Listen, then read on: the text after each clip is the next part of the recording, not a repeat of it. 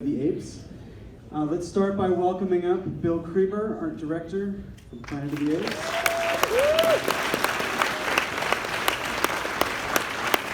And Dan Striepeke, makeup artist.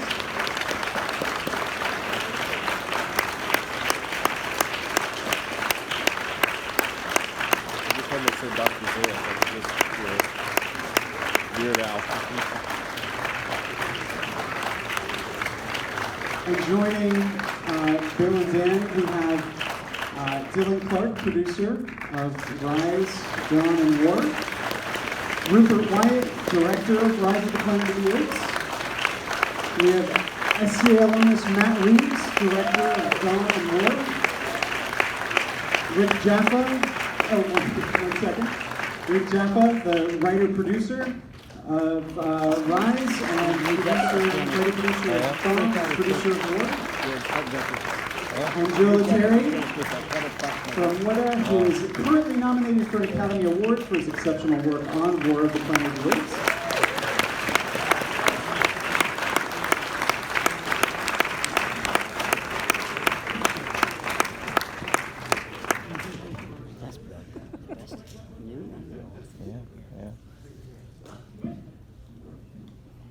Thank you all very much for coming here tonight to celebrate this 50th anniversary. I thought, maybe we could start back when Arthur Jacobs first discovered Pierre Boulle's novel Planet of the Apes. One of the biggest hurdles that he faced as producer trying to get the film greenlit was that it was a tough sell, that the apes would be believable, and that they wouldn't be laughed off the screen. And one of the things that really convinced the studio and Richard Zanuck to move forward was a makeup test. And so I thought we could start a little bit with the work on designing the apes, and Dan, the work that you and John Chambers did to create apes that people would take seriously.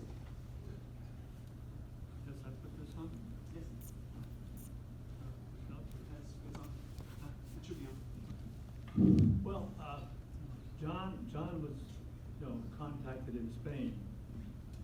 He was doing a picture in Spain. He was contacted to come to Fox and see if he could give a try at it, because there had been some tests made prior to that. Can you hold the mic a little bit higher? There had been some tests done prior to that, and they were very unsuccessful. At that time, I was doing Mission Impossible with Barbara and Martin Landau. Anyway, Dan Nye, who was head of the makeup department, they had done some tests with Edward G. Robinson, and they were very unsuccessful.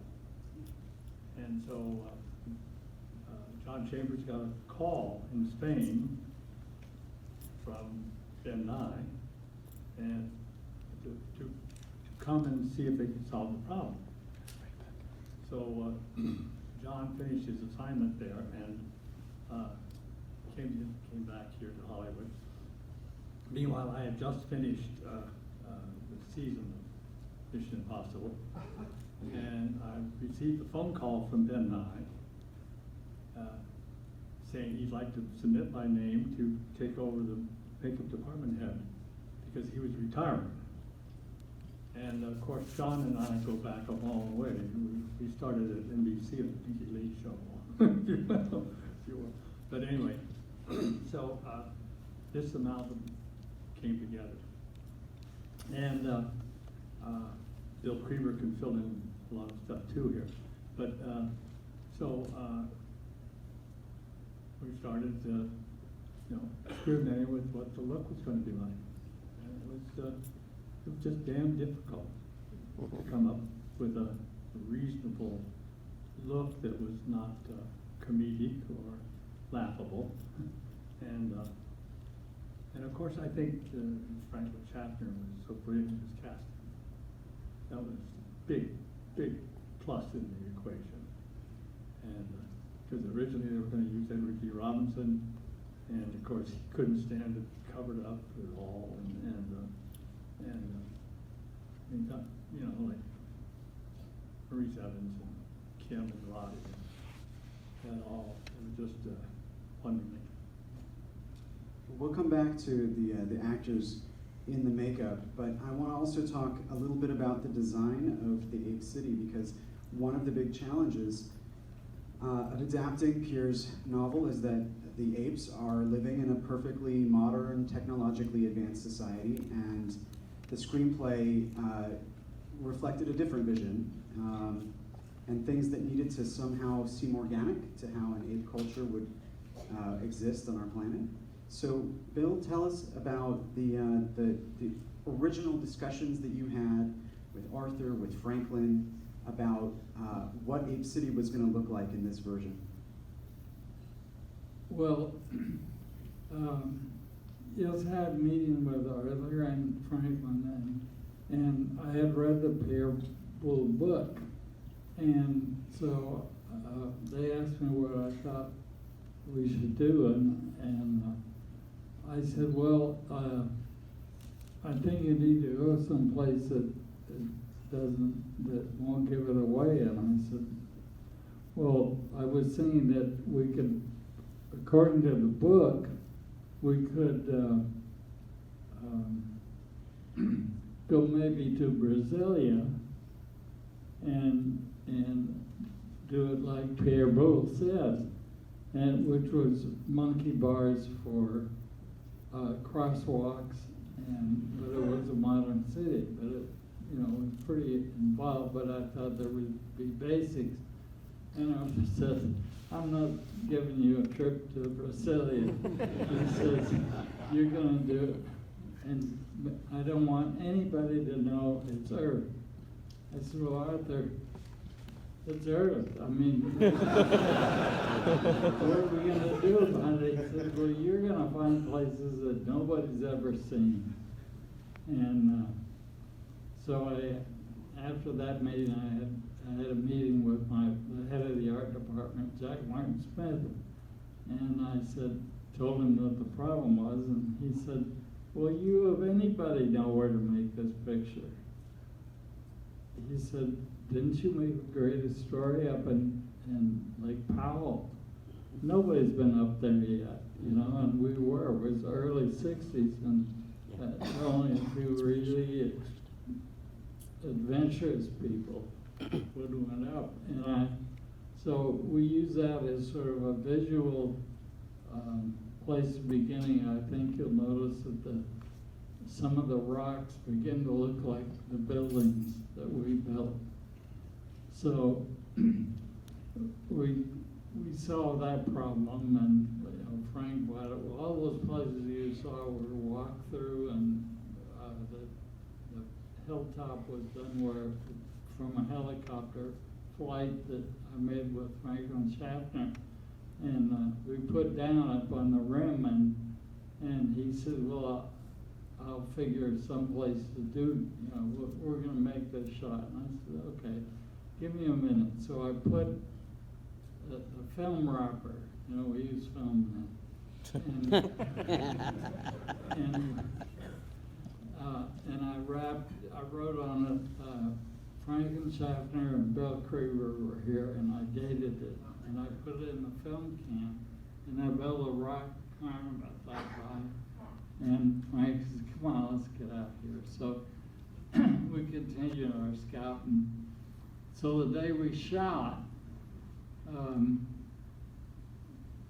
Frank told Heston to get in the helicopter. We're going up for the next shot. And Heston he says, a helicopter, what are you going to do? How's this going to work? And Frank says, come on. So they flew up there, and Heston was still saying, nobody's been here. And Frank went, undo those rocks. And, so Heston did it, and he says, I'll be damned, you really, but what bothered me more is they didn't put it back. Anyway. My story on makeup, I'll make it a little quicker. I got a call from Arthur Jacobs. He said, we're not getting anywhere with the makeup. It's going too slow. He says, see if you can go help him do something, you know. And I said, I'm not going to the makeup department. They don't want me around. They, you know, it was private to go in there. It was.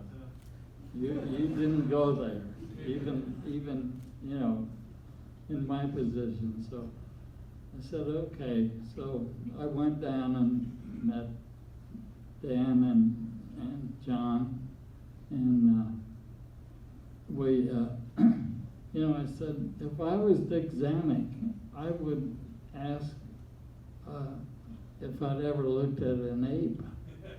And they said, well, we got walls of photographs they made at the zoo, and they had research, and they had, but a real ape, I said, well, how you gonna do that? I said, well, I talked to Arthur. So I went over and said, well, you know, they're moving in a direction, but they could see you seeing an ape. And Arthur says, so get him an ape. And the rest of it, I had an ape over there the next day, and they almost took this poor, was Debbie from, I think, Lost in Space. The prop man knew, you know, had a property department. So we had, they took hair samples and color samples and texture samples, and I don't think it was a week later they were starting to really go. So, you know, the making a motion picture, I gotta make this statement, is a collaboration. A collaboration of some hundreds of people that have different jobs and different levels and different inputs. We just, you know, when you think of something that might work or make something work better, it doesn't matter who says it. It can be, you know, anyone on the unit that comes forward, and you hope that everyone is receptive of suggestions, and if they work better than the script, the director will do it. And Franklin Schaffner was one of those people. I had a lot of opportunities to in fact, the beginning of the picture was written where, you know, you see the spaceship actually crash. And I told Frank, I said, I don't want another borderline miniature going into Lake Powell. I said, what if we did a subjective camera and just fly the audience into let them ride the spaceship? And he says, that's what we'll do. That's what's working. We'll just do it. But there was that kind of collaboration. The other thing I'm most proud of is that Frank and I were having a drink at a bar in Lake Powell, Wyatt Lodge, and he said, the end of the picture is too abrupt. And he said, can you think of something that'll extend it? And I said, I grabbed a bar napkin and I sketched a little storyboard of his approach, the views of the cliff, and over the back of the Statue of Liberty. And he says, fine, we'll do it. I said, well, I don't have a budget for this big shots. He says, don't worry about it. That's what we're going to do. And so I misplaced the napkin. I'm sorry to say. I definitely want to come back to the Statue of Liberty, but before that, I want to hear a little bit about what this film meant to all of you who, so when you saw it for the first time. I know, Matt, you had the Super 8 film clips from Beneath, so please let us know a little bit about what this film meant to you when you first saw it. Well, I think I was introduced to the whole series from the television show. And I was obsessed with it. Like the way that everybody's into Star Wars now, which I was into Star Wars later, but this was my Star Wars for me before Star Wars. And I had got an 8mm camera when I was literally a wind-up 8mm camera, not even Super 8, when I was 8 years old. And I had this projector, and we got some Super 8 footage, which you could buy then. You couldn't get, so here, imagine a time when you couldn't like watch something on your phone, or you couldn't watch a movie, you couldn't stream. It didn't exist. You had to see it. You could see a movie on TV, or you could see it in the theater. Or you could get these little excerpts that were on Super 8. So it's actually in the exhibit, but there was this thing that I had that I watched until all the sprockets broke, which was From Beneath the Planet of the Apes, which I thought was the scariest, coolest movie ever. Like, I don't know if you guys seen it, but like when the mutants, it's crazy. When mutants take off their faces and they're praying to the nuclear weapon and they say, I reveal my inmost self into my God, and they look like the scariest thing you've ever seen. I was like, this is really not good. But I was really scared. And so I used to dress as an ape. I mean, I had a mask, and we made. So then when I was 11, we made a mashup, which was a cross between Planet of the Apes, because I had these ape masks, and Star Wars. The movie was called Galactic Battles, and it was me and my friends, and we were just obsessed with Planet of the Apes. That's what I would do. I loved the thing, and I have to say that the makeup that you did, I have to say that as a kid, if I could have had, just looking at the exhibit, if I could have had those appliances, that was my dream. Like, I had a mask, but the mask didn't have the articulatable mouth, you know? And I just thought, God, I'm not like Roddy McDowell. I mean, those movies meant everything to me, and I think your work is incredible. Your work is incredible. It's an honor to be up here with you. I love these movies.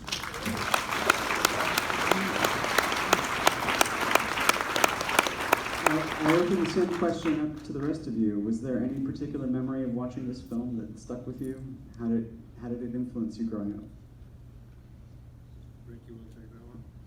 I'll take that. I'm afraid I don't have anything quite as charming or wise, but no, for me, I really grew up watching The Twilight Zone and worshipped at the altar of Rod Serling. And I remember friends coming to school and saying, "There's this movie, Planet of the Apes, you've got to see it. It's got this incredible ending." And but we're not going to tell you what it is. And so when I saw it, of course, it blew me away. But when I put two and two together, that Rod Serling had, written the script with Michael Wilson, but I really believe that was the beginnings for me of really wanting to be a writer. Trying to craft something is subversive, and bold as Planet of the Apes. Well, the idea of bringing apes back into our world must have been daunting, and I'd love for you to share a little bit about the research that led to the idea of writing a new ape story. Right. Well, the funny thing is that Amanda and I didn't start out to recreate the Planet of the Apes franchise. We just had been collecting articles about people who had been raising chimpanzees in their homes as if they were children, and it always went badly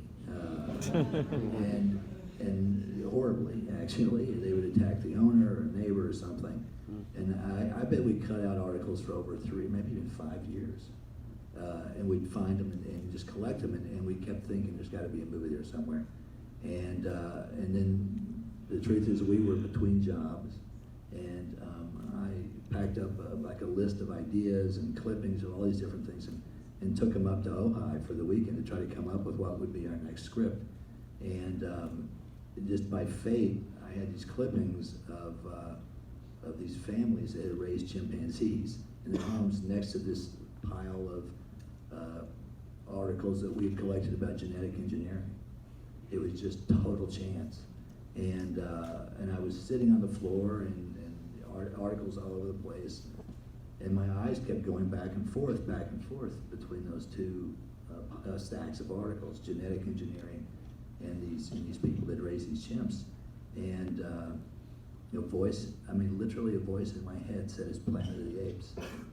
And the structure for the first movie came together almost within minutes, to be honest. And so I packed up my stuff, and I was very excited, and I drove back home, and I ran into the office, and I said to Amanda, I said, she said, you know, what have you got? And I said, honey, I've got an idea that's going to change the world. She said, what is it? What is it? I said, we're going to reinvent Planet of the Apes.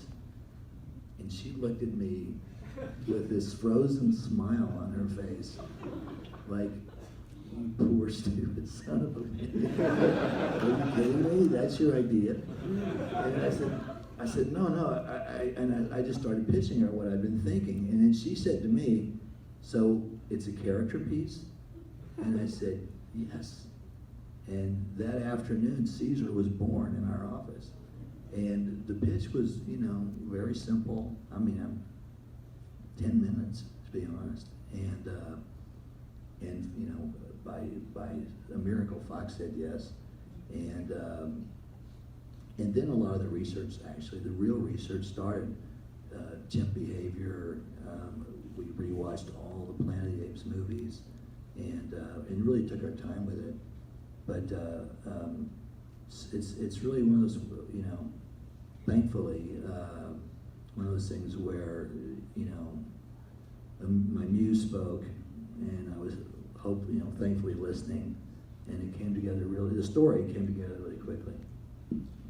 Well, Dylan, Rupert, Joe, I'm assuming that you faced the same challenges that Arthur Jacobs faced with the original film, which was that you knew that for this story to work, you had to have an ape that was going to be completely believable, and someone that a character that you really cared about. And the work is amazing, but it wasn't guaranteed in advance that you were going to care so much about Caesar when it was, you know, purely in script form. You actually had to bring in someone like Andy Serkis and know that the technology was going to be there to support that vision. So for the three of you, tell us a little bit about, I guess, the deciding to move forward with it, what you did to know whether or not it was going to work, and what kind of innovation you did in terms of making sure that Caesar would be fully believable. Well, we had, Rick and Amanda truly did write an incredible idea for a movie, which was, you start with, this beginning with the ape being brought, out of its habitat to San Francisco. But then you follow the human protagonist, which was played by James Franco. And the trick of the movie, which was, again, so brilliant, was you thought you were going to follow the human story, but at the end of the second act, at the end of the first act, you followed Caesar, and that you were in his being. You were Caesar, and so we knew we needed to. The world had gone from this incredible makeup, which is so brilliant, to these giant visual effects movies that Joe Letteri happened to do most of them, which was this incredible fortune we had. He had done King Kong, and he had done Lord of the Rings, and this little movie called Avatar. He's not very good. So what we needed, though, was with this great idea, with this script that was just so emotional, we needed to find somebody, an emotional filmmaker, that was going to connect to this new protagonist. And we found Rupert, which, Rupert had made this great movie called The Escapist, which was just this beautiful journey of a man in prison, redemption story. And it just felt like he was the right person to do this first movie. And when we talked, he had the right vision and connected to this character. And I think that was it, which was, it was going to be a blend of, we were going to use this technology because we had to, because that was where the audience was. But we really needed to do service to this idea that was about character and emotion. Yeah, we also had a slightly different situation to the original films, which is we were dealing with real life chimpanzees. So we weren't dealing and starting our mythology from the same place that the originals were.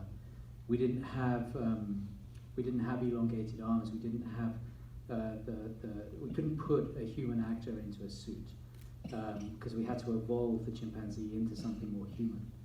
And so we very quickly moved away from prosthetics from that practical reason, and then we looked into the notion of doing a film with live apes.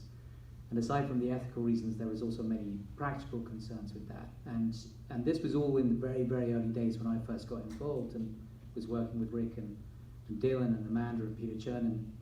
And we were sort of sitting around a table trying to figure out how do we evolve this, where do we start it from?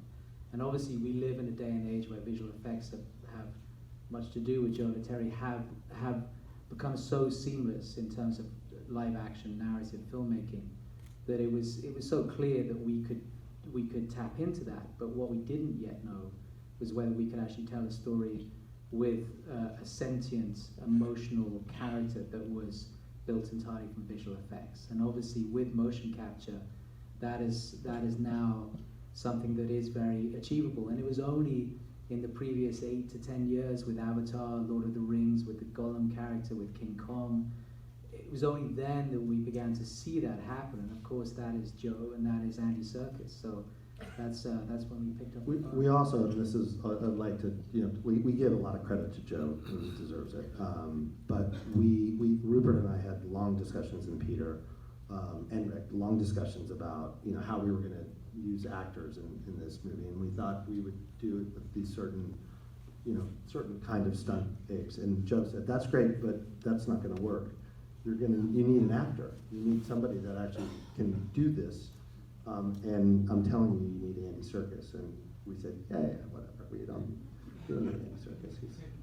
And then we went back and we watched we did the research and There's a really good example of that at the end of Rise, the whole sequence that takes place on the Golden Gate Bridge. That was originally filmed exclusively with stunt actors, and with the notion that we would then do the face capture separately. And it didn't work. It didn't allow us to really tell the story, because even though it was a big action set piece, there's much storytelling going on there, with most specifically the idea that the apes are not looking to harm us but looking to escape, and all of those decisions were being made through performance. So we had to go back and reshoot it with our actors, and it was a great learning process, I think, for everybody, for the future films as well. I'm sure with the idea that this has to be built from performance, and then allow Wyatt to then take that on and then bring it to life. Joe, I imagine you and Dan actually had similar challenges, which was how do you fully transmit the emotions of the performance through the ape makeup, or in this case, the performance capture. Tell us a little bit about how you were able to offer the actors something really unique in terms of how their facial expressions would be translated onto the screen. Well, like as Dylan mentioned, I was very fortunate when we were doing Lord of the Rings to work with Andy Serkis. And one of the things we discovered right off the bat as Andy was playing Gollum is to go back and to try to recreate that using traditional animation techniques. Didn't feel like we captured everything that was there. So we tried this idea of motion capture, asking Andy to come back in, put markers on his body, and just recreate the performance for us. And what was really a bit of a science project in those days, but we were so excited about what we were seeing, because Andy is such a great performer, and there were just all of us in this little room watching him just create these scenes, and we thought, we have to bring that to the screen. And that was like the genesis of it. Andy really kind of was so good that we just wanted to make that work. And so we did that on Gollum. We did it on King Kong. We experimented a little bit more, because on Gollum, it was only his body that we could capture. The face was all done, by hand, by keyframe. On King Kong, we learned to capture the face. We figured out that by gluing all these markers on the face. When we did Avatar, Jim Cameron wanted to break the whole thing free. So with the actors running around in a motion capture volume to record their movements, but wearing head cameras. And that was all done pretty much in a virtual world, so it was like self-contained. When it came time to do the story for Rise, I really did want to work with Andy again, because I thought he'd be just great for the character of Caesar. And what I really wanted to do was to figure out how to make that happen in the moment. In other words, I didn't want to go back to Andy after all these films and say, can you be there for the actors, but then when it comes time to do it, you're just going to have a bunch of us in a room watching you. I wanted his performance that he was doing on the day to be what was in the movie. So we came up with this idea of actually doing performance capture live on set. And that was a bit of a new thing as well, because, you know, Dylan, you'll remember, filmmaking hasn't changed in 100 years. All the departments know what they're supposed to be doing and where they're supposed to be.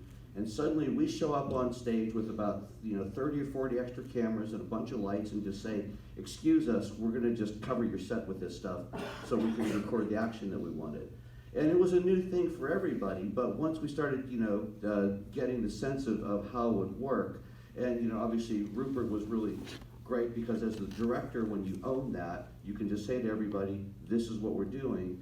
And everyone got into the spirit of it because you had Andy there and all the other actors performing everything live. So the drama that you see, the movie that you see, actually exists with just the actors, without any of the digital transformation into the apes. That's how and why this process works. It works for the actors and the director when they're shooting. It works for the editors. It works for the composers.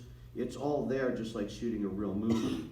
Then we take on the research and the transformation of those actors into the digital apes that you see on screen. But we can do it now with a fidelity that is, pixel by pixel, matching the actors' expressions and matching the actors' performance. So hopefully all the detail that you see that translates into the emotion comes through.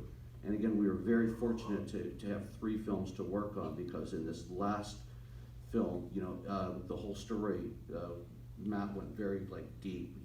Caesar was very much in inner turmoil, and that was a lot of long, lingering close-ups that we could not have done at the time we did Rise. It was just all too new. And it's actually getting back to the original part of the question.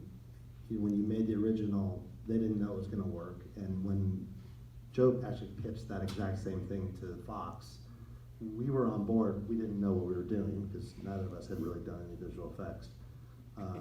You had never done one visual effects shot in your life. Who were you? Two shots. He said all that, and we were all like, yeah. But we went out there, and he hijacked the set with all his guys, and we didn't know what we were doing, or if it was going to work. He thought it was going to work, but we really didn't. But what we knew was, he says that now. Yeah, well, what we did know, and again, we had a great script, and we had, we had characters that you loved, so we believed in our story. So at the end of the day, we always had that to fall back on. So, but it was. There was a moment during post-production where we had yet to see an ape shot fully rendered, and up until that point, we had cut the film, as Joe said, using the live-action actors in grey suits, and we had performances. We had a lot of actors emitting ape noises, and the studio was panicking. And then I remember Joe came to the Fox lot and said, I have something to show you guys, and it was one shot. And we went down to the basement of the screening room at Fox, and we put it up on the screen with the Fox executives, and we played this one shot on a loop. Joe played this one shot, and it was Caesar in his cage watching the ape, the prison guard character played by Tom Felton walking past, and it was just his eyes moving, and it was exactly the shot that we had shot with Andy, and the same eyes, and it honestly looked like real eyes in an ape suit from the original film. It was extraordinary in terms of how lifelike it was. We start off by covering the actor's face with impression material, and rather restrictive and claustrophobic, and then transfer that to dental stone, and then to do your sculpture on that, and then do the negative, and then finally come up with a positive, and of course the product is then glued to the actor's face. Let me preface by saying I don't care how good a makeup is on a performer's face or body. If they're not performing, it doesn't work. And this is where the genius of Untitled Chapter came in, because Maurice Evans and the actors of that caliber, and Kim Hunter and Roddy, they could transcend or go through that makeup and bring it to life. And that's what made the whole thing work, I think, ultimately. And I've done 54 years in the makeup business, and I've seen my own work go down the drain because the actor just won't project through it, or can't. And you sit there looking like, oh my God, we got a flat tire here, And then what do you do? But Planet of the Apes, the casting was absolutely brilliant. Absolutely brilliant. And I laid that at Mr. Chapman's feet. Well, Ronnie talks about some of the things that he had to develop in order to make the expressions work. And part of it was a discussion about there needing to be constant movement because there wasn't, it would seem like he was wearing a mask if he didn't have sort of facial antics. So tell us a little bit about working with Roddy over the years, some of the things that maybe he helped to influence and you guys might have worked together on to continue to allow his emotional performance to come through. So I think one of the things about that was to take the original design and then reduce and reduce and reduce, but maintain the integrity of the work. So that it gave more flexibility to the actor as far as how he could work through that foam rubber and give a performance and have it show. So the appliances from the inception to when we actually went to filming were much smaller, but did the same job, only better, because the actor could transpose through the prosthesis. And plus, the other part of that equation, of course, is to have fine actors who can project. And Edward G. Robinson, for instance, was on the early part of the development of Planet of the Apes for the makeups. And of course, he was claustrophobic, so you turn them off as fast as you're putting them on, but even when you got it on, he just wouldn't project. Nothing came through.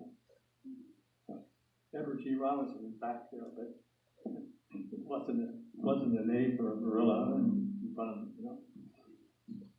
Well, let's talk a little bit about this piece that we have here, Bill, from your collection, a miniature from Ape City. Give us a sense of how the miniatures worked alongside the matte paintings and other things that were actually built on set to create this vision of a society. And tell us how you actually built the proper Ape City homes in Malibu Creek. I'll try to shorten it, but I have to make one remark. The production office at 20th Century Fox is in charge of making things as cheap as they can make them. And when they saw the makeup, they said, we don't have to buy actors. We can get stuntmen to do this picture.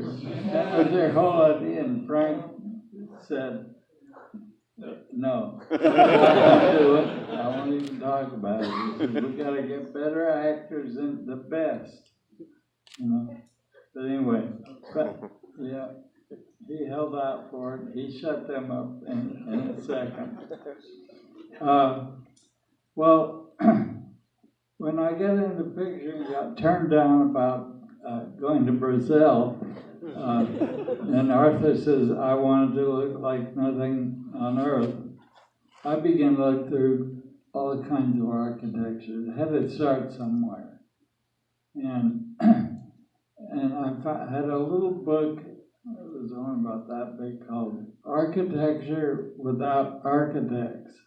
And it was all about the native, every form of, it's amazing what has been done in Africa and other primitive societies that created architecture and without straight lines. And excuse me. I also researched, with broader books, and I found the city of Cappadocia in Turkey, and it was quite an inspiration, you know, to see these things completely created like sculpture with the only way they could have done it is mentally how to do these. And I had an artist that was assigned to the picture, Mentor Hubner, and he's a little bit crazy, and I said, here's what I see. I said, something based on this feeling of Cappadocia without, you don't have to copy it, but see what you play with. So Mentor went, he did well, I brought some samples of his work, but then we used Mentor's work for research again, and then picked out elements that he had expanded on, and then began to put on shapes. And then we, what was next? We had to, it got going, I had a model built at this scale, 1/4 inch to the foot, and the model builder at the studio had a wonderful department, so he took mentor sketches and Cappadocia and began the sculpture of these buildings. And I just said, keep going, you know, just egg them on. And we finally put together a model that was pretty big. And we then got approved, and we picked a building to start with. I had no idea how to build it because it's completely, you know, it's not organized in any way. So we had to organize it. So we took Connie Morris was the model maker. We took his model, his clay, and had a cast. And then we took the casting and sliced it like bread. And then I had the guys in the drafting room get big sheets of 1/4 inch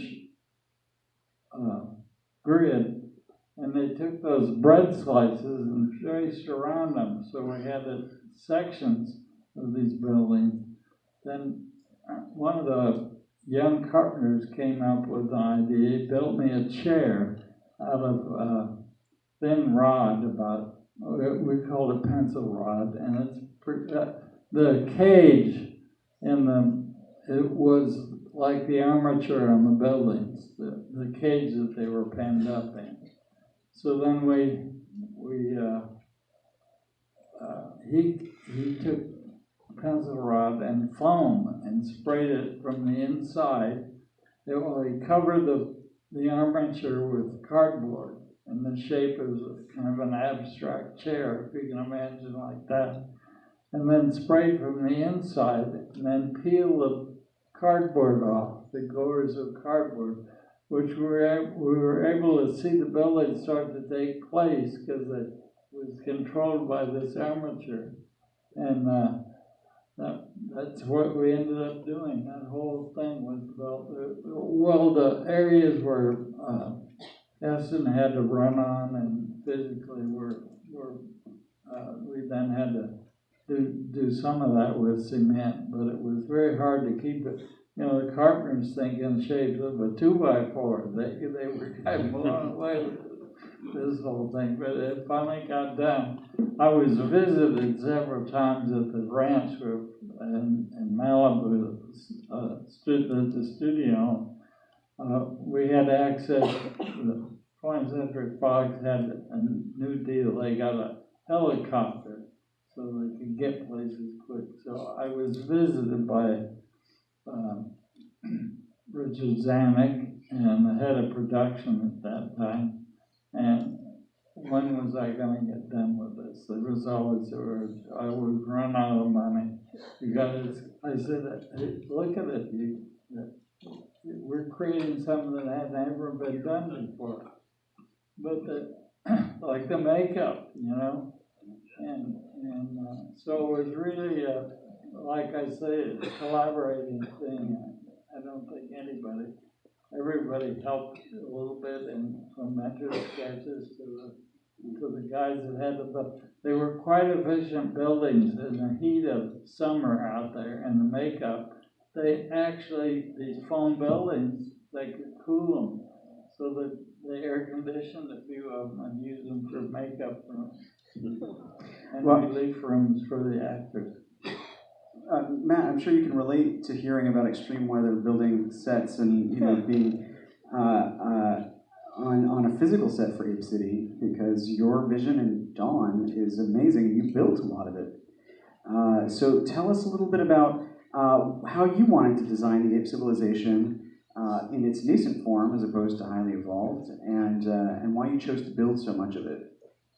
Well, I think the thing that I was so stunned by in your film was that how real it seemed. And I thought that reality only heightened your ability to sort of go with this fantasy so that you would really believe that Andy's performance as translated into this ape was a character who was in a real place. And so the apes, all that stuff that you do at the beginning of the film where they're in the jungle and they're catching the apes' bright eyes and all that, that stuff was, like, to me, very inspiring. And I thought, okay, I think that what I would love to do in our film is, like, imagine, like, the end of that film is that the humans, they're in trouble because you guys have that great sort of thing where you're watching and you realize, oh, the pilot's spreading it here and then it spreads there and then you guys got big trouble. So that's not good for them. But what that means is that the apes are going to start over. And I thought, wow, this is cool. This is like the dawn of man, but with apes.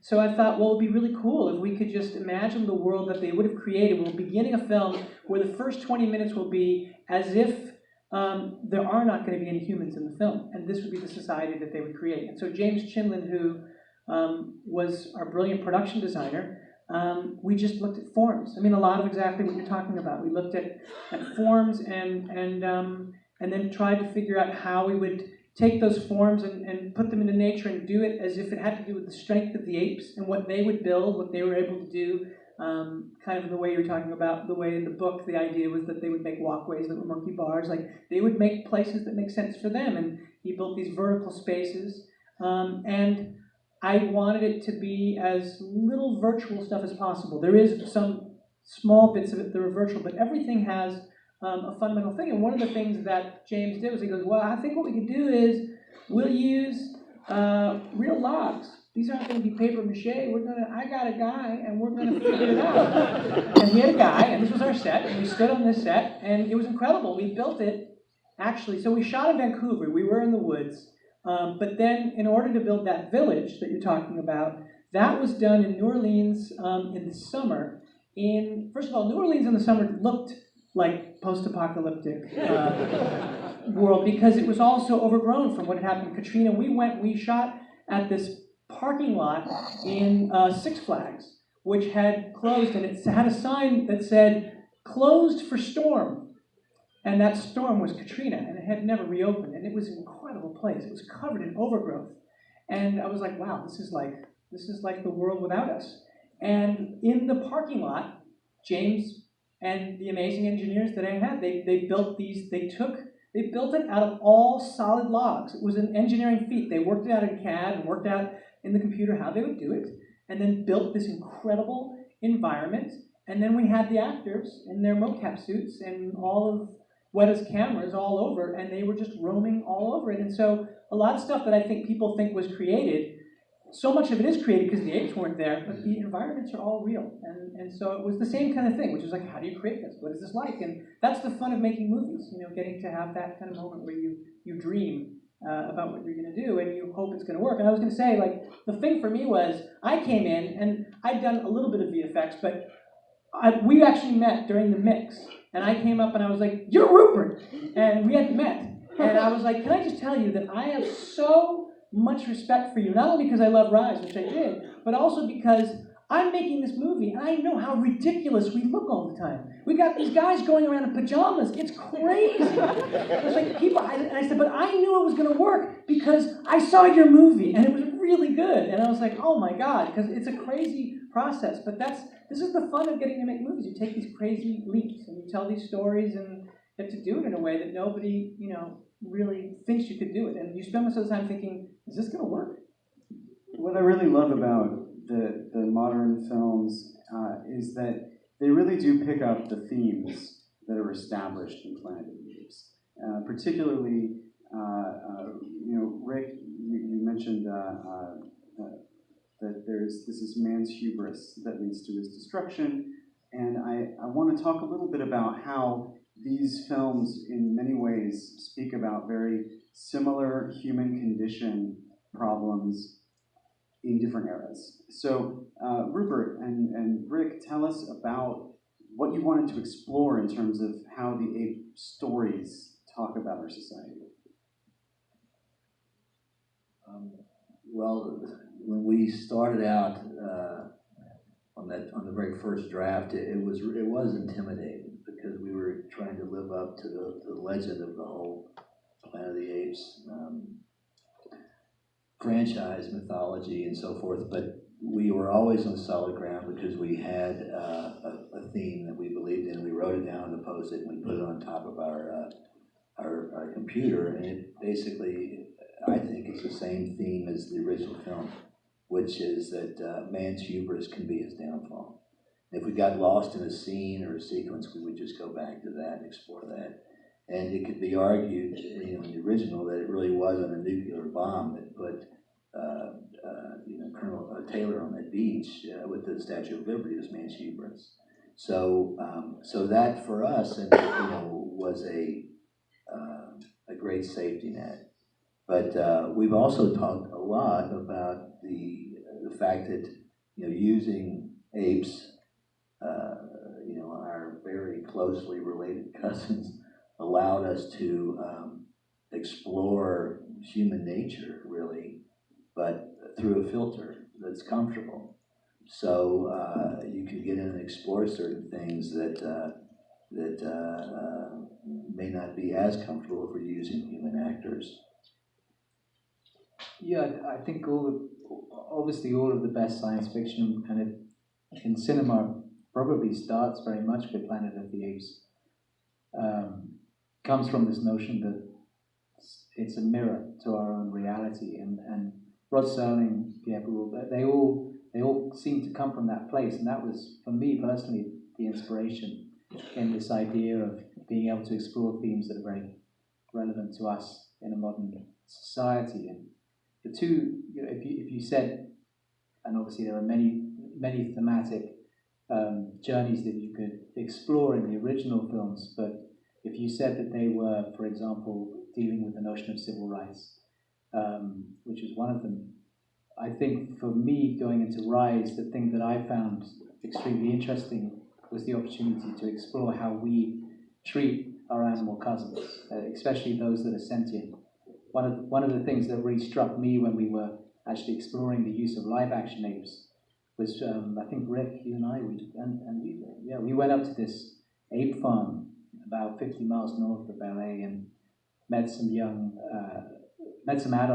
adult chimpanzees who are used in entertainment. And the thing that really struck me was when one of the trainers said that they have the sentience of a 3-year-old child. And now that I have children and know exactly what a 3-year-old child thinks and feels, that's quite an extraordinary understanding of who they are. And so for us to be able to tell that story, the idea that we obviously nurture them, we care for them, but we also use them in vivisection. And that was part of the story, this idea that these apes, in a Spartacus way, are very much our slaves in many contexts. And the idea of emancipation and that uprising that could come from a place where enough is enough was a really compelling story. And I saw that reading Rick and Amanda's scripts from the get-go, and it was something that I really wanted to latch onto as a filmmaker. Big, expensive, popular, in some cases G-rated entertainment. But they go to places that you do not see in big commercial, fun, all audiences movies. Obviously they work on both levels. They work for adults for its themes, and they work for children because they're exciting. But Dylan, I wanted to ask you, because you're shepherding this, you're really supporting the vision of these writers and filmmakers, but you were working within the context of summer blockbusters, of the stakes of making films that are this expensive. Tell us a little bit about fighting for the vision of these films, because, you know, humanity is essentially wiped out. Very sympathetic characters are murdered.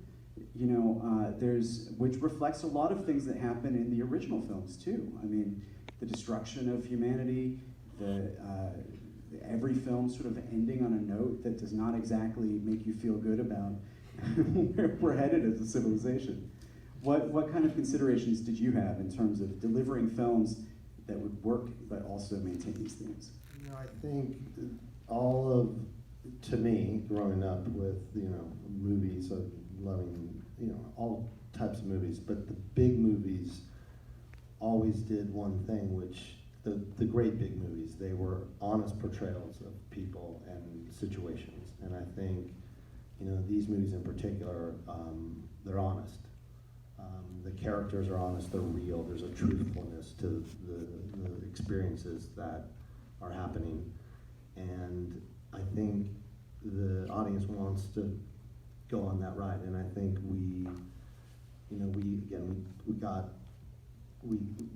Rick and Amanda wrote just a script where you cared so much about this character who became a hero that you wanted for this time. And I think to earn that truthfulness, you were able to see some tough stuff.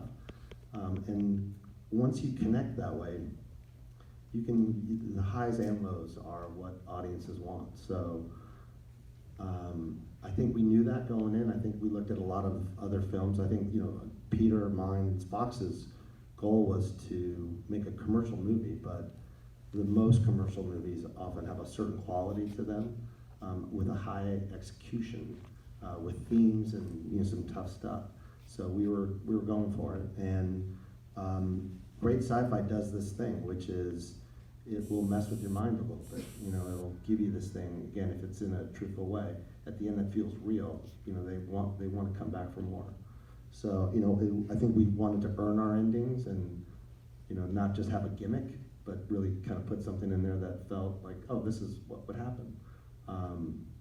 And, you know, that was the goal. And I think, you know, it was really hard losing Rupert from, as Matt said, like, you know, we went through this journey together with Rick and I and Joe, just figuring out how to use this technology out in, you know, in these physical production sets.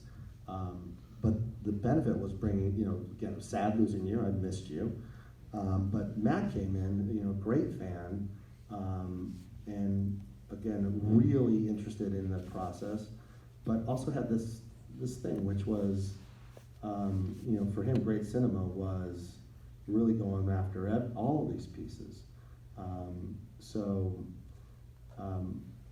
That's the other thing about this journey, which is, you know, there's a lot of people on a movie set that make these things great, but you know, I'm sitting on a stage with, you know, some of the greatest talent, you know, you can ever be with when you're doing big entertainment like this. So.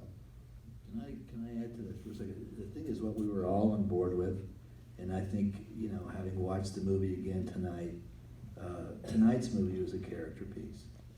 And, you know, Taylor starts off as a cynic, you know, a misanthrope, you know, a total a-hole, you know what I mean? And has lost his faith in humanity.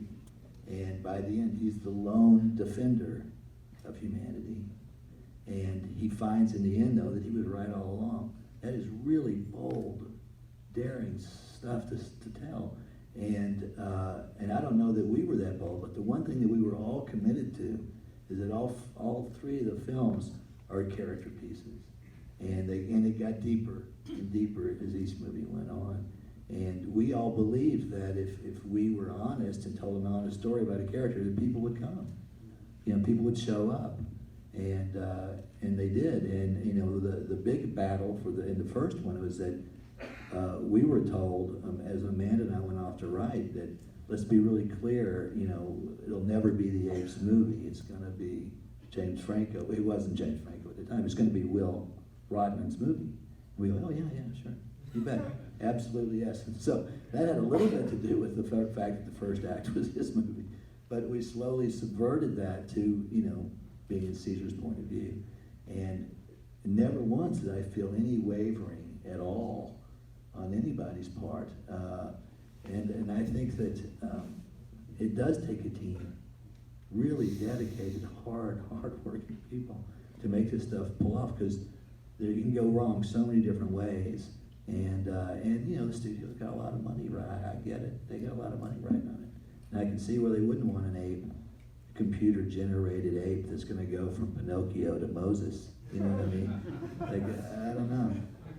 But Fox deserves a lot of credit They there do. too, which They is do. they backed, never once, once we got going, they were all in. There was a couple times in the very beginning stages of Rise, but once we got going, they backed it all the way, and certainly in our experience on Dawn and War, they were in. They bought into Caesar, the hero. This is our protagonist. They bought into some of the bleakness.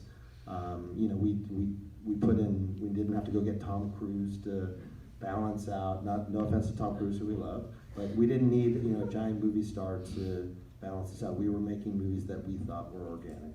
Yeah, I have to say, because it was John Kilkenny, who heads up visual effects at Fox, that sent me the script, and he said, do you think we could do this? And I loved the story. I mean, what Rick and Amanda created was great, and I just said, we have to do this. Like, I want to see this movie. And to me, what was great about it was Caesar's story. And we knew that all along. I don't know who you guys were thinking about casting opposite Caesar. I didn't care. I knew this was going to be Caesar's story. Because, yes, they're bleak, but in these stories, humanity doesn't die. Humanity is reborn through Caesar. Caesar carries the spark of humanity through these films. And that's for me, that's what I wanted to see. That's the twist. That's the way we look at ourselves in a new and interesting way. He starts off as a kid. It's a coming-of-age story who suddenly realizes he's not the person he thought he was, and he's got to go out and find his way in the world. I mean, what better story is there than that? And to carry that through, to be able to carry that through the 3 films, and to really, have him make that final sacrifice to lead his tribe out of where they are, and to break free of the humans. The way the last story comes to a conclusion. Like, to me, I'm sad that happened, because I'd like to see more of Caesar. But on the other hand, it's kind of a really fitting end to his story. Well, I didn't think that this special guest was going to be able to make it tonight, but we actually did in fact get a late addition to our panel, and I'm so glad that he can actually be here. Please welcome Dr. Zaius. Hello, everyone. Oh, hello, everybody. Thank you very much. Thank you very much. How did you all get in my room? That's a Frank Sinatra joke. Come on. Boy, I tell you, I was sitting in the back, and I thought, boy, you get one human that can talk, and then there's another, and another, and another, a whole nest of them. That's one of my lines from the movie. Hello. Okay.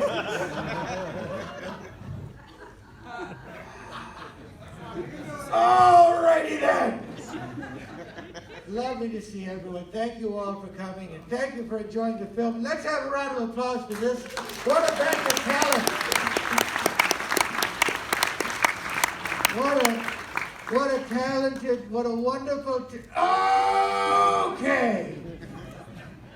I live up in Ojai now myself, and I was not going to come down, Alan, because to me, the Forbidden Zone is the 101 on a Friday. And I'm not joking. I live up there. I live near Peter Strauss. He has a horse that gets in my yard. That's a whole other story I don't want to tell you. It's lovely to see you all. And what an honor it is to be on this stage with this august group of people. And what an honor it is for them to be here with me.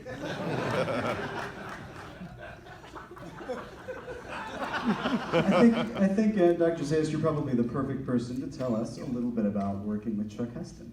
Well, I have a lovely story about Chuck, but this is neither the time nor the place. Hello, Dick. No, I got teeth. That's Dan Striepeke, one of the best makeup men in the business.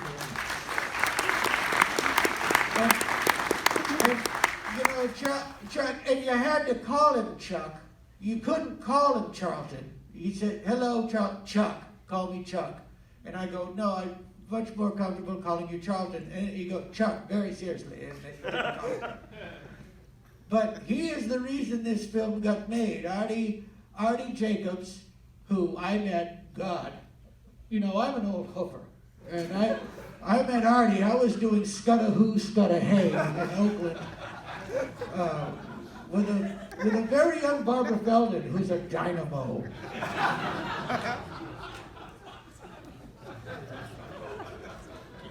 She is you get a Mai Tai in that woman, and she is the devil in polyester pants. Oh. Sorry, I have a new hip. The doctor has a new hip. But Artie knew he needed a star to get this film made, and Paul Newman was originally attached to this in the very early stages, I believe, and then Chuck came on board, and he really championed the project back when not a lot of A-list stars were doing science fiction and or fantasy, however you want to describe it, and he really championed the film, and then they and got it and everybody told Artie no 2 and 3 and 4 times, and he would just keep going. He would just keep going back, and that's a good lesson. That when someone says no, you keep going back if you're trying to get a movie made, not with a lady.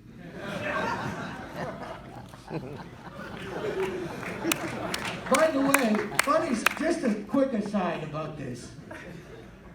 You know, the astronaut Stewart did not know about Operation New Eve. She thought she was the botanist. The plan was they were going to crack the seal on Operation New Eve and then all feign surprise. And pray that Dodge lost the toss.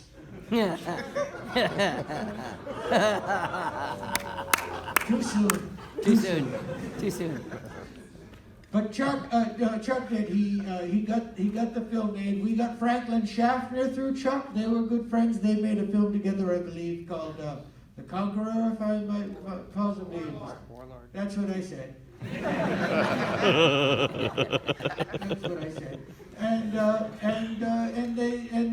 the studio itself took a big chance on Franklin Schaffner. This was really his first big time at the plate, as they say, and he hit it out of the park, to continue the baseball metaphor. And Chuck, you know, this was the late '60s, and it was a very tumultuous time. And I don't know if you covered this, but half the makeup production, and you tell me if I'm wrong, the production all around town slowed down because all the makeup artists were working on Apes. That's true. It is true. And you have to remember, this is 1967, so the ones that weren't on Apes were probably hopped up on goofballs somewhere, or no use to anything.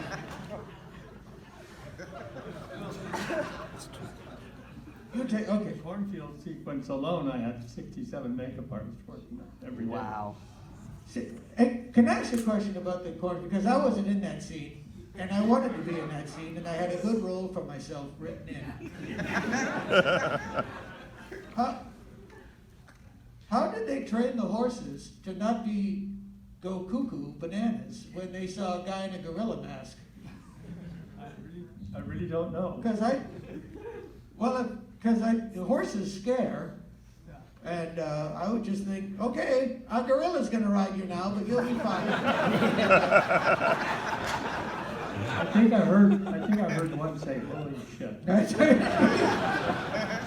Holy shit. But I want to tell a quick story about Chuck Heston. So it was summer of 1967 we shot the film. And he was a conservative by that time. He was very strongly in support of Richard Nixon, who they thought was going to run for president, and I was a big fan of Eugene McCarthy. And we would go back and forth, and at the end of the day, I would say, like, "Oh, Chuck Heston, you so-and-so, I'll never speak to you again." And I'd go in my trailer, 10 minutes later, knock on the door, "Charlton Heston, I made you an ambrosia salad." You couldn't hate the guy.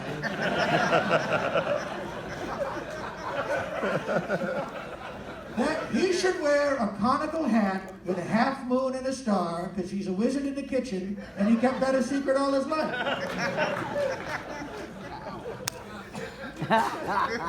And one of the,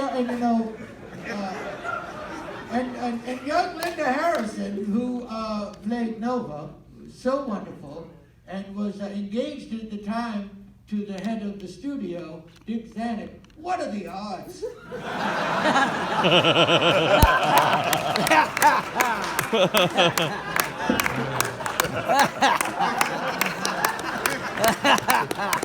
I kid you, she's a dear. Linda does great. She lives near me. She has an Etsy store. She stays busy.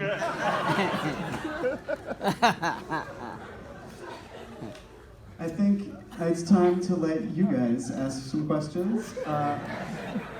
What we'll do is we'll set up a microphone over there. If you wouldn't mind just getting in line, that way we can get your questions recorded for the audience, for the camera. Don't be shy. I had a question for, I just had a question for Matt. Matt, do you have an Android or an iPhone? An iPhone. Okay, so you could have called me.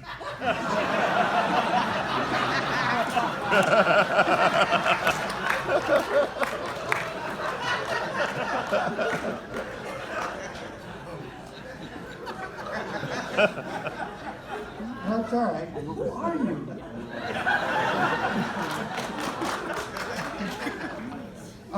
As they say, all the apes is computers now. But I love all of the new films. I love all of the new films. As a fan of the films, it's so great that they're back and they're great. And because as we all know, after Battle there was nothing until Rise. Oh, wow. Too soon. Too soon. Not soon enough. No, there's 5 great films right. and a coaster. But it's so wonderful. And so I saw War, and then I saw 3 Billboards. And does Woody Harrelson just kill himself in movies now? Because I heard he's doing a remake of Barefoot in the Park, and I thought, what a ghastly way to end that story. If she's singing Shama Shama, and then from the other room, bang! You know what he is? He's not good at problem solving.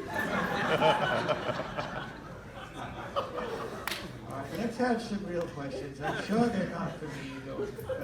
Hi, my name's Rob Sawyer. I actually flew in from Toronto just for this evening, and it was spectacular. Thank you. Bill Creber, I've always been a huge fan of your work on the Irwin Allen productions, and of course on this, everything.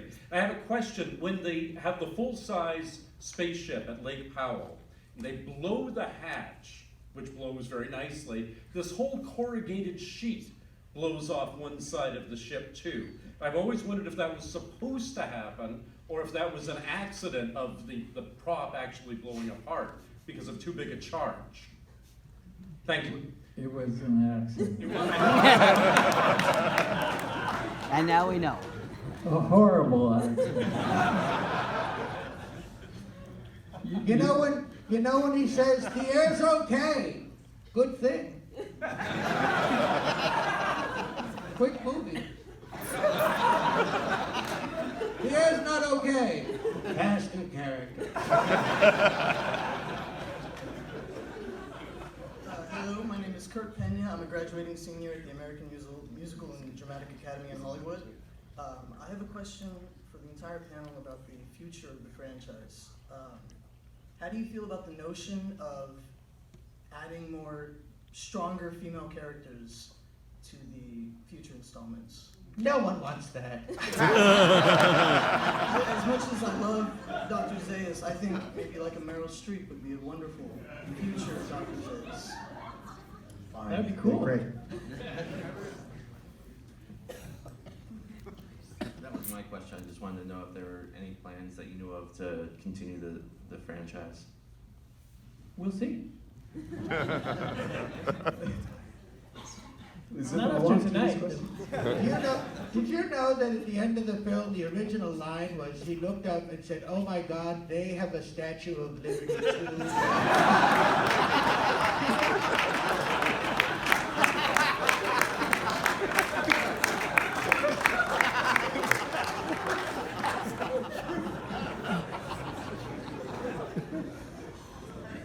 Operation New Eve, my foot.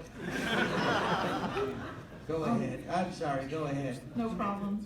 Hello, thank you for all your great work on these films. Okay, so my question, Dr. Zaius, this is a perfect one for you to answer, although everyone else is allowed to give their opinion. What do you think is the primary value that ape society cherishes, and how does that differ from humanity? Well, I think what the film shows, clearly this one, is it's not good to have a powerful orange politician.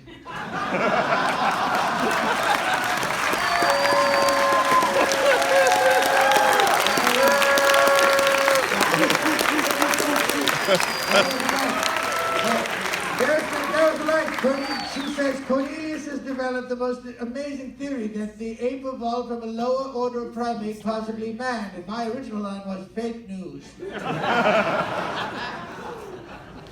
Too soon. Hiss. Somebody hiss. I said something. Hiss.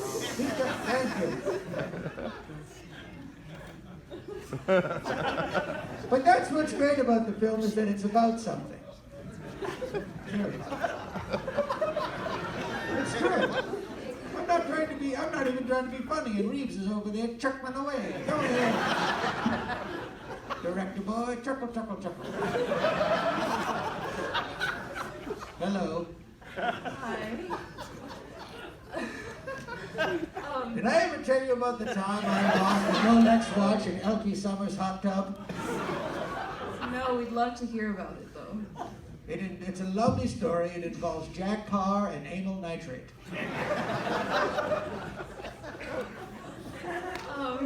Go ahead, young lady. I have a question for Matt. My name's Aurelia, by the way.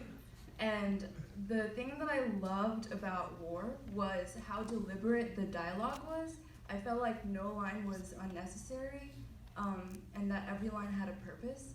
Can you talk a little bit more about your writing process and how you determined what would be really necessary for the character development and the plot, and what wouldn't be? Yeah, that's cool. Thank you.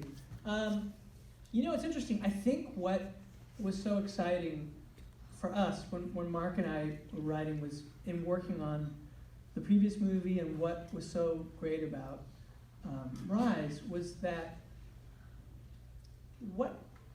there were long sections in both of the films, in Rise and Dawn, which were like a silent movie, right? We did that at the beginning of the movie. There's almost no dialogue, and I think the thing that we tried to do was get down to an essence of how much was necessary for communication, because most of what transpired had to do with the emotion of the character, and how much could you communicate through these actors. I mean, we had such confidence because it was clear that what the actors were doing could be translated into these photoreal apes in a way that would become incredibly powerful and uncanny. Like you'd be experiencing a human emotion through the faces of these primates, and so we really tried to strip it away and kind of tell like a Western in a way, or a biblical epic, whatever, in a way that there was an economy of dialogue. So that was exactly the point.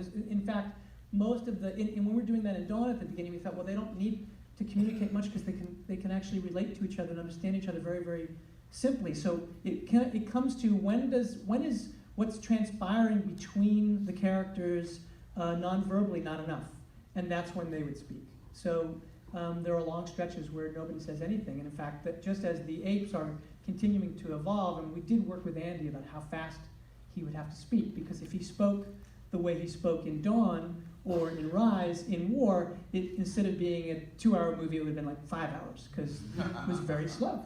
So we were like, okay, so out of necessity, he's got to have more facility with it, but also how much can we get away with not saying? And so that was really the governing thing, was just what could we, as that was happening, the humans were losing their ability to speak.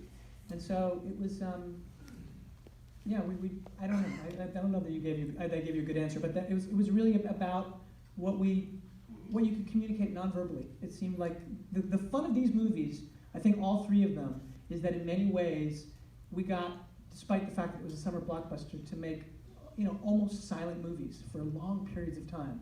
And that to me was one of the appeals of being sort of, in this franchise. It was kind of amazing. Thank you so much, and thank you to the whole panel for being here.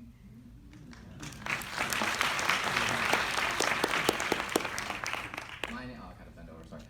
Matt, thanks for making my favorite movie of all time. I love you. Please cast me in the next one. The Pallbearer? My question is, with such a beautiful performance by Andy Serkis, even though it's motion capture, do you feel that he should be recognized via awards? Should he be nominated for an Oscar, Golden Globe, what have you, even though it's motion capture? Everything. I agree. Yeah. All right. Wouldn't it have been crazy if he said no? No, I don't. Andy, not so good. No, incredible. I mean, Andy, the thing about it is that, I think there's a lot of confusion about performance capture because of the incredible work that Wyatt and Joe do. And the work is extraordinary, but the thing that they will tell you, it's interesting, because on the set, on Dawn, when I, again, knew nothing about what the hell I was doing, and I was like, this is terrifying. I was like, so what do I need to know? And what the guy said to me was, hey, what you need to know is, if you didn't get the performance, you don't have the performance. And so that really stuck in my mind. It was like, and one of the things I did to learn how to make the movie was I went and looked at every shot in Rise as it was in the final movie, and then as it was before it was translated into a visual effect. And the mystery vanished in terms of why I was so moved, because Andy Serkis is incredible. And I was like, oh, the genius is they're able to turn him into an ape, and it still is his emotion, and that's the incredible alchemy. But that performance that you're seeing absolutely is Andy, and I really do believe that he's one of the best actors out there. He's just incredible. I know who you are. Go ahead. Introduce yourself. Introduce yourself, Bobby. Boys and girls, I'm very flattered that I'm the last one in line here, because I want to tell you something. You're all still sitting here and you're all still paying attention. And if your parents are complaining about the tuition at USC, don't ever let them complain about the money they spend, because that is all genius. Ladies and gentlemen, well, except for the guy in the red. This is Bobby Porter, who you might remember from a little film called Battle for the Planet of the Apes. He played Cornelius. Take a bow, Bobby. Now, boys and girls, I want you to know something. I just had a conversation with a senior a few hours ago who was terrified about leaving campus and going off to starting a career, as these gentlemen have all done exceptionally well. My very first day that I ever got paid to be in this industry that I love for 46 years was in the makeup chair of Mr. Dan Striepeke. Hi, Dan.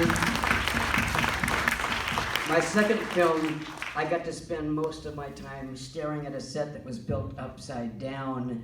It was a ship that rolled in a storm, and the gentleman who created that was Mr. Bill Creber. So I would like all of you to give them a rousing round of applause.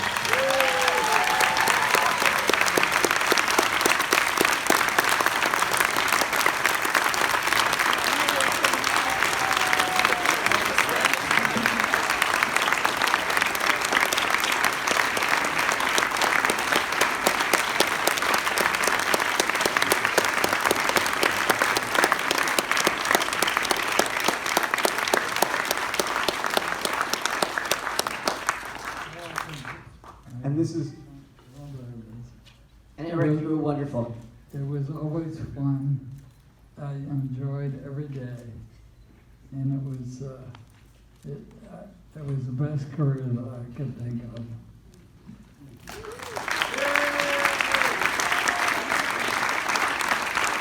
And let's give it up for Alex, too. He kept these guys all in line for a long time. Bob Reporter will be back on February 28th to discuss Battle alongside Don Murray from Conquest. And we have so many more great guests and screenings and things for you to explore at the exhibit. So let's really celebrate truly an amazing 50 years of Planet of the Apes. Thank you all so much.